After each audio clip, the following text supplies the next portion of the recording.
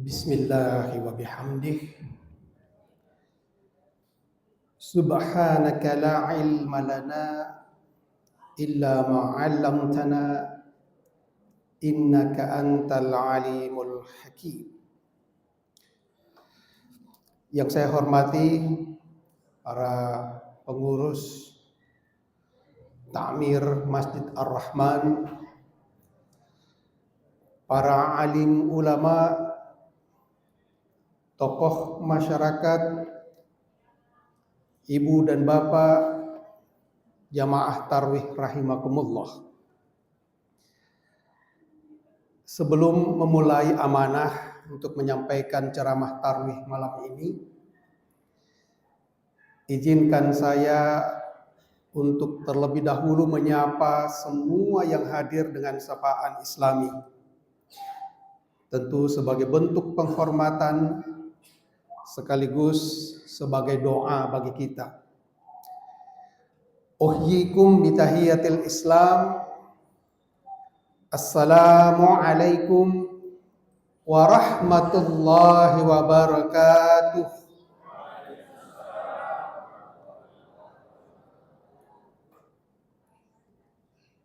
Alhamdulillahi rabbil alamin. Bini'matihi tatimmus salihat. Wassalatu wassalamu ala habibina wa syafi'ina wa maulana Rasulullah Muhammadin sallallahu alaihi wasallam wa ala alihi wa sahbihi ajma'in, amma ba'du. Jamaah rahimakumullah, kita bersyukur kehadirat Allah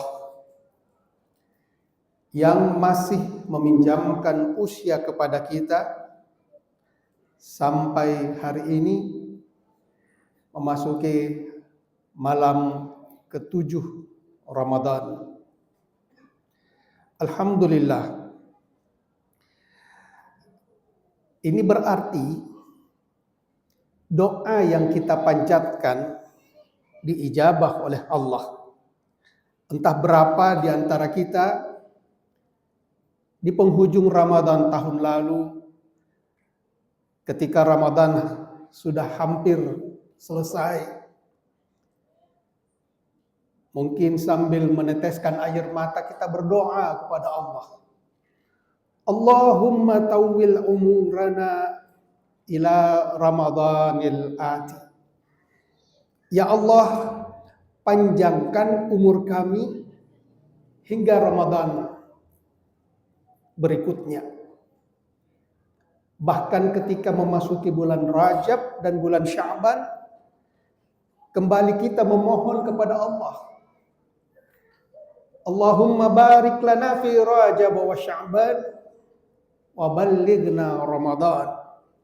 Ya Allah, berkahi kami di bulan Rajab dan di bulan Sya'ban dan sampaikan umur kami hingga Ramadan. Saat ini kita sudah berjumpa dengan Ramadan. Artinya doa dan harapan kita diijabah oleh Allah Subhanahu wa taala.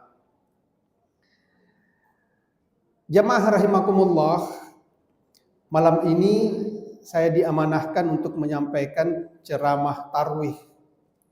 Saya lihat seperti di masjid-masjid lain, ada beberapa anak-anak kita yang membawa buku tugas amaliyah Ramadan. Biasanya kalau tidak disampaikan dari awal, mereka tentu akan menyerbu, Ustadz minta judulnya apa Ustadz? Siapa nama boleh tanda tangan. Nah, ini nanti kan banyak ustadz di sini. Boleh minta tolong beliau yang tanda tangankan. Untuk judul, nah itu bagus judulnya tuh. Meraih pahala di bulan Ramadan. Saya nyontek saja di situ biar gampang. Jadi kalau ada tanya, itu judulnya Meraih pahala di bulan Ramadan. Bulan Ramadan oleh Rasulullah SAW menyebutkan sebagai Sayyidus Syuhur, biangnya bulan, panglimanya bulan. bulan yang paling istimewa dibandingkan bulan-bulan yang lain. Salah satu keistimewaan bulan Ramadan, karena di bulan Ramadan ini diturunkan Al-Quran.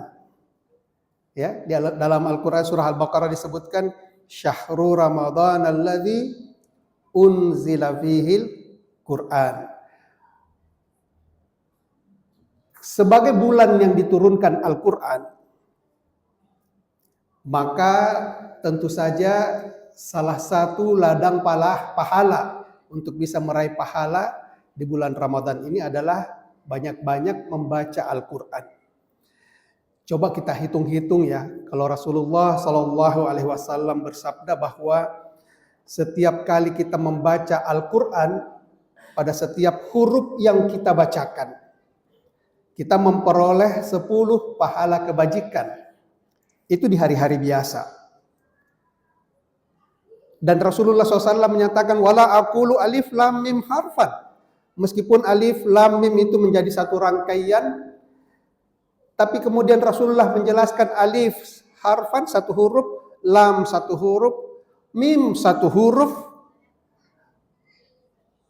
Sehingga kalau kita membaca Bismillahirrahmanirrahim saja ya, baru baca Bismillahirrahmanirrahim itu sudah 19 huruf. Berapa pahala kebajikan yang kita peroleh? 190 pahala kebajikan. Tapi itu di luar Ramadan.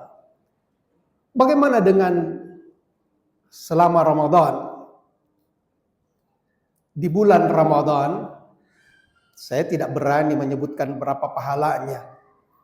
Karena Allah di dalam sebuah hadis qudsi menyatakan, as-saumu li wa ana ajzi bih. Ibadah puasa itu untuk saya. Dan Allah menyatakan, aku sendiri yang akan memberikan ganjaran bagi orang yang berpuasa. Dan salah satu di antara kegiatan amalan di sepanjang bulan Ramadan adalah membaca Al-Quran. Maka pahalanya tentu berlipat-lipat ganda. Wallahu yudha'ifu liman yasha. Dan Allah memberikan ganjaran berlipat-lipat lagi kepada siapa yang dikehendaki. Pertanyaannya adalah, apakah kita sudah membaca Al-Quran? Coba kita tanya diri kita masing-masing. Seberapa sering kita membaca Al-Quran dibandingkan kita memegang handphone dan membuka scrolling selain Al-Quran? Dari sini saja, dari mimbar, Ustadz bisa lihat ada berapa jamaah. Terima kasih, rupanya sudah dimasukkan handphonenya. Ada beberapa orang jamaah yang masih sibuk sambil dengarkan ceramah, scrolling. Syukur-syukur kalau yang di scrolling itu adalah hal-hal yang mendapatkan pahala kebajikan. Tapi kalau ternyata juga yang di scrolling sesuatu yang tidak bermanfaat, apalagi bersifat syubhat, na'udzubillahi min dzalik. Ingat bahwa ada sebuah hadis Rasulullah SAW indama sa'ida alal mimbar waqafa wa qala amin amin amin. Bahwa ketika Rasulullah mau naik ke atas mimbar untuk menyampaikan khutbah, beliau berhenti 3 kali, dan setiap kali berhenti beliau mengucapkan amin amin, amin. Dan itu disaksikan oleh para sahabat. Maka ketika selesai berkhutbah, ada sahabat yang datang dan bertanya, ya Rasulullah, tadi kami menyaksikan engkau berhenti dan mengucapkan amin, amin, amin. Lalu bertanyalah mereka, ya Rasulullah, ada apa? Mereka menyangka bahwa Rasulullah SAW didatangi oleh Jibril dan menerima wahyu pada saat itu. Maka Rasulullah Sallallahu Alaihi Wasallam menjawab, bala atani Jibril. Ya benar, tadi itu saya didatangi oleh Jibril. Tapi Jibril tidak menyampaikan wahyu. Jibril hanya membisikkan bahwa ada 3 golongan dari umatmu, wahai kekasih Allah, yang sungguh rugi mereka. Tapi celakanya karena mereka membiarkan kerugian itu berlarut-larut hatta mata wa dakhalan nar. Ulama menjelaskan tentang hadis ini seolah-olah Jibril mendoakan 3 golongan manusia ini bahwa celakalah mereka yang 3 golongan ini.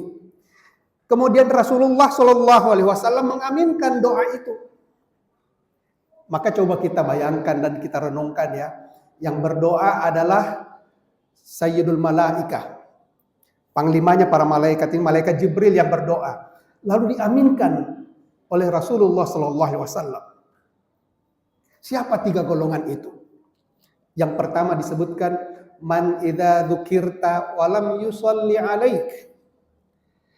Seseorang yang apabila disebutkan namamu, maksudnya nama Muhammad sallallahu alaihi wasallam, tapi tidak bersalawat kepada Nabi.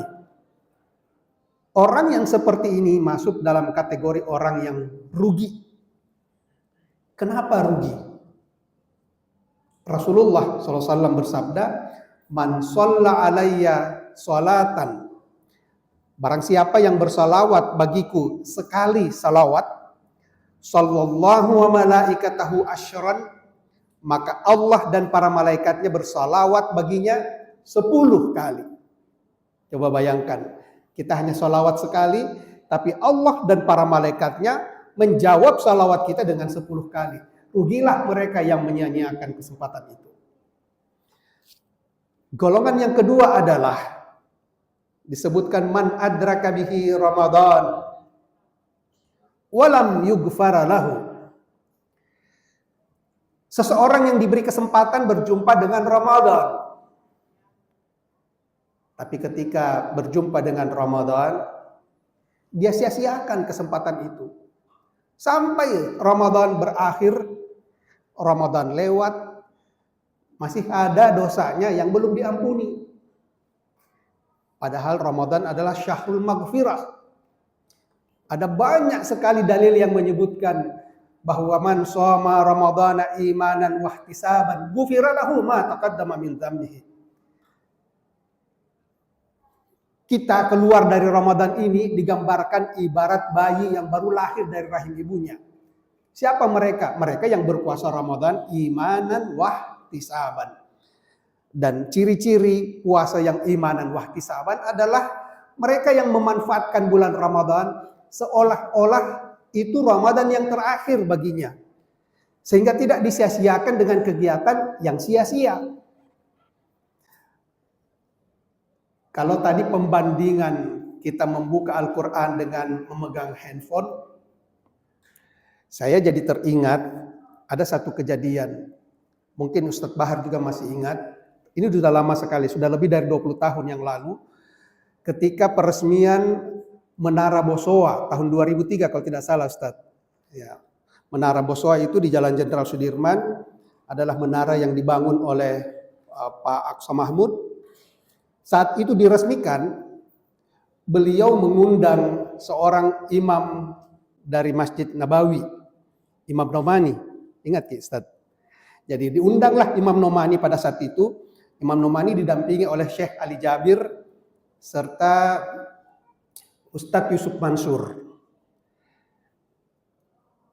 Saat itu saya diminta untuk bertugas sebagai pemandu acara. Jadi saya memandu acara itu dan acara peresmian itu di bulan Ramadan ditayangkan di beberapa stasiun televisi lokal. Yang saya ingat bersama rombongan Imam Nomani itu juga ikut serta 3 orang hafiz cilik. Ustaz ya? Ada 3 orang hafiz cilik. Saya sebut hafiz cilik karena di tahun itu, tahun 2000-an awal, belum banyak yang kita kenal penghafal Al-Quran. Acara Hafiz Indonesia di RCTI belum tayang. Nah saat itu datanglah Imam Nomani beserta 3 orang hafiz cilik, saya ingat nama mereka. 3 bersaudara, yang paling tua bernama Tabarak, usianya 9 tahun. Adiknya laki-laki bernama Yazid, berusia 7 tahun. Lalu adiknya yang bungsu perempuan namanya Zaina. Umurnya 3,5 tahun atau lebih dari 3,5 tahun. Tapi semuanya ketiga-tiga anak ini sudah hafal Al-Quran 30 juz. Tiga-tiganya. Termasuk yang paling kecil. Sehingga disebutkan di beberapa berita pada saat itu, hafiz cilik yang termuda yang menghafalkan 30 juz. Sebagai pemandu acara, baik secara langsung maupun di layar televisi, saya sampaikan kepada audiens, Masya Allah, malam ini kita mendapatkan kesempatan istimewa. Kita bisa melihat langsung ada anak-anak kecil yang bisa menghafalkan Al-Quran 30 juz. Saya pada saat itu memandu acara didampingi oleh Syekh Ali Jabir almarhum. Dan Syekh Ali Jabir mengatakan, oh tidak istimewa, tidak istimewa. Dikoreksi langsung di situ. Dan dia katakan, ini biasa saja. Kalau di Indonesia mungkin istimewa, tapi di Gaza, di Palestina, itu biasa saja. Sehari-hari mereka sudah, oh betul Kiai, Syekh, betul Syekh, saya katakan. Dan mungkin mereka mudah menghafal, karena bahasa Al-Quran adalah bahasa ibu mereka. Bahasa Arab. Tapi sekali lagi Syekh Ali Jabir tersenyum kemudian mengatakan, boleh jadi, tapi mereka tidak hanya sekedar menghafal Al-Quran. Tabarak itu menghafal lebih dari 100 hadis, dan dia bisa menafsirkan hadis itu dalam bahasa Inggris, yang bukan bahasa sehari-harinya dan bukan bahasa ibunya, bukan bahasa lidah mereka. Tentu kita bukan main, hebat anak kecil seperti ini sudah bisa menghafal sebegitu banyak. Yang hadir di situ adalah para ulama, beberapa tamu dari Jakarta yang dibawa oleh Pak Aksa Mahmud. Kemudian diminta untuk menguji hafalan mereka. Bergantian para tamu undangan menyawer, berikan hadiah kepada mereka. Saya sempat bertanya, berdialog, mewawancarai anak yang paling kecil. Waktu itu saya tanya begini, kam juz antaqra'i fil yawm? Berapa juz kamu baca Al-Quran sehari? Karena kata Syekh Ali Jabir, mereka bisa hafal dengan mudah karena setiap hari itu paling sedikit 5 juz. Mereka terus ulang-ulang setiap saat sambil makan, sambil bermain. Jadi saya tanya, kam juz antaqra'i fil yawm? Saya tidak dijawab. Anak kecil umur 3 tahun lebih itu hanya memelototi saya, dia lihat saya, kemudian dia katakan, akanal muslimu la yaqra'ul Qur'an fil yawm.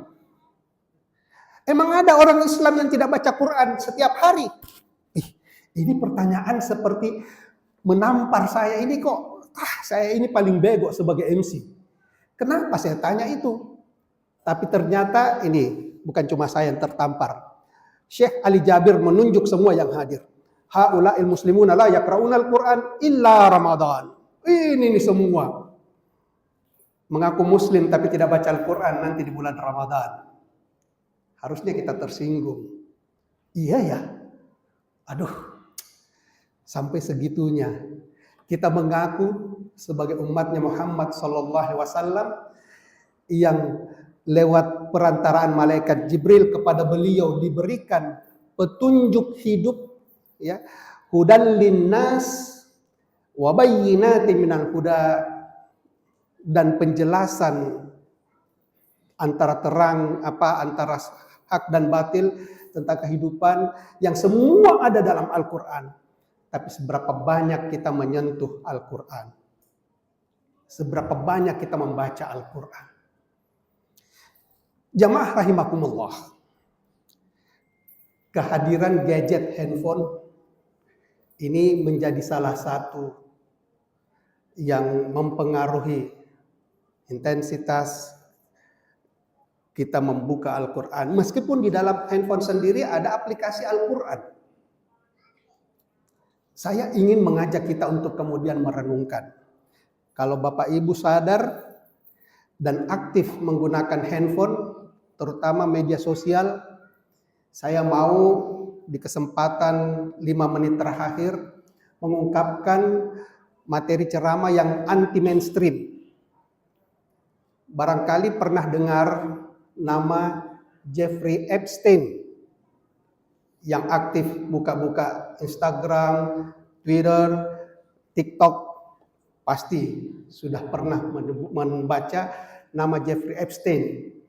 Siapa Jeffrey Epstein ini? Dia adalah seorang pengusaha kaya dari Amerika yang kemudian ditangkap dan masuk penjara dengan tuduhan sebagai pelaku perdagangan anak. Bahkan dia disebut, mohon maaf, seorang pedofil, ya, banyak menculik anak-anak di bawah umur, dan dia punya pulau tersendiri namanya The Island. Dia banyak melibatkan orang-orang kaya lainnya, bukan hanya orang kaya tetapi juga orang-orang yang berkuasa. Presiden Amerika, sorry to say, mungkin di ini kita, karena ini sudah bukan rahasia lagi, kalau mau tahu silahkan buka di googling saja, itu pasti muncul semua. Mulai dari Barack Obama, Joe Biden, Trump, dan beberapa kepala negara, termasuk juga pangeran dari Inggris Andrew yang sudah dipecat ya dan ditangkap. Kemudian bahkan dari Timur Tengah, ada beberapa negara Timur Tengah, negara Arab, maaf, sorry to say, bahkan juga ada beberapa nama dari Indonesia terlibat. Barangkali kita akan lebih kaget lagi bahwa beberapa bulan terakhir, bulan Januari 2026, lembaga hakim nasional dari Amerika mengungkapkan, mempublish ada lebih dari 3 juta file Epstein, dari lebih 6 juta yang tersimpan, itu kemudian dibuka, dipublish isinya. Termasuk diantaranya rencana para elit-elit global, terlibatlah di situ keluarga Rothschild, keluarga Rockefeller, yang ingin menguasai dunia dan akan membuat, menurut rencana mereka, New World Order. Kehidupan dunia yang dikendalikan oleh para oligarki di tahun 2030, dan ini lagi mungkin menjadi sesuatu yang kurang enak kita dengarkan, karena banyak kejadian dikaitkan dengan itu, termasuk pandemik COVID. Itu bukan gejala ini, tapi menurut file dari Epstein itu sesuatu yang sudah dirancang dalam upaya mengurangi jumlah penduduk supaya akan sampai pada target mereka di 2030. Wallahu a'lam. Stop. Saya tidak akan lebih lanjut ini, silahkan buka sendiri untuk mencari tahu. Tapi saya ingin menyampaikan, kita mau tidak mau terseret oleh isu yang sering kali muncul di hadapan kita ketika kita membuka gadget kita. Padahal Al-Quran sendiri memberikan informasi yang kita butuhkan, menyampaikan informasi yang sudah terjadi maupun yang akan terjadi. Bahkan jauh lebih dari itu, ada banyak ilmu pengetahuan yang kita bisa peroleh dari Al-Quran. Tapi kita akhirnya pada suatu saatnya nanti lebih dikendalikan oleh kekuatan tersembunyi. Nah, saya ungkapkan lagi, Jeffrey Epstein ditangkap karena rupanya dia banyak melakukan penangkapan dan terutama anak-anak. Ujung-ujungnya ketahuan bahwa ada rekening yang dimiliki oleh Jeffrey Epstein dengan nama Baal. Siapa itu Baal? Kalau kita buka Al-Quran di surah As-Saffat ayat 125, itu mengisahkan tentang perjuangan dakwah Nabi Ilyas. Atada'una ba'lan wa tazaruna khairul khaliqin. Baal itu adalah sembahan orang-orang Yahudi, sembahan para satanik yang bentuknya seperti goat, apa itu? Kambing yang bertanduk, dan dia itu disimbolkan sebagai dewa penguasa, dewa dewa hedonis, ya, dewa kehidupan duniawi. Sehingga mereka menyembah itu dan dia menuntut pengorbanan anak-anak di bawah umur. Allahu a'lam bisawab. Silahkan dicari, saya tidak ingin memperluas gonjang-ganjing ini, tetapi ketahuilah sesungguhnya Rasulullah SAW sudah memberikan isyarat kepada kita. Kalau kita mau khawatir, lalu bagaimana kita menanggapi perkembangan berita seperti ini? Rasulullah SAW menyampaikan dalam hadisnya, taraktu fikum amrain ma in tamassaktum bihima lan tadillu abada. Kutinggalkan kepada kalian dua hal yang jika kalian berpegang teguh kepada dua hal itu, tidak akan tergelincir selama-lamanya. Apapun kekuatan yang melandasi itu, mau dajjal, mau tagut, mau setan siapapun, karena kita bersandar kepada Allah, kekuatan yang jauh yang lebih besar. Allahu waliyul ladzina amanu yukhrijuhum minadh dhulumati ilan nur wal ladzina kafaru awliya'uhumut tagut yukhrijunahum minan nur iladh dhulumat ulaika ashabun nar hum fiha khalidun. Semoga apa yang kami sampaikan pada malam ini bisa menambah wawasan kita dan kita bisa lebih hati-hati dalam memilih. Rasulullah SAW sudah menawarkan kepada kita Al-Quran sebagai pegangan kita.